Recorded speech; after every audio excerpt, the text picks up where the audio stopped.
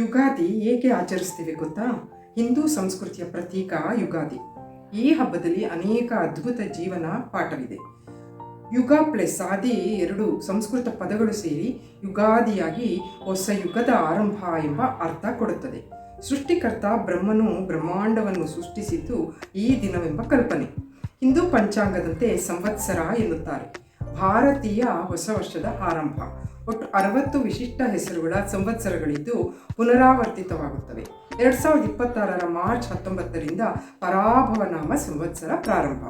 ವಸಂತ ಋತುವಿನ ಚೈತ್ರ ಮಾಸದ ಶುಕ್ಲ ಪಕ್ಷದ ಮೊದಲ ದಿನ ಯುಗಾದಿ ಬರುತ್ತದೆ, ಅಂದರೆ ಮಾರ್ಚ್ ಏಪ್ರಿಲ್ನಲ್ಲಿ.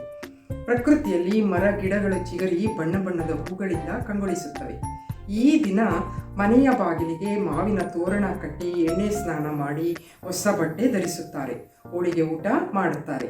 ಸಂಜೆ ದೇವಾಲಯಗಳಲ್ಲಿ ಪಂಚಾಂಗ ಶ್ರವಣ ಮಾಡಿ ವರ್ಷದ ಮಳೆ ಬೆಳೆ ಸಮೃದ್ಧಿ ಗ್ರಹಗತಿಗಳ ಬಗ್ಗೆ ಭವಿಷ್ಯ ಕೇಳುತ್ತಾರೆ. ಬೇವು ಬೆಲ್ಲದ ಮಿಶ್ರಣದ ಸೇವನೆ ಬಹಳ ಮುಖ್ಯ ಆಚರಣೆ.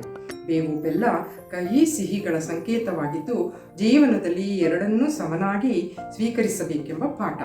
ಎಲ್ಲರಿಗೂ ಯುಗಾದಿಯ ಶುಭಾಶಯಗಳು.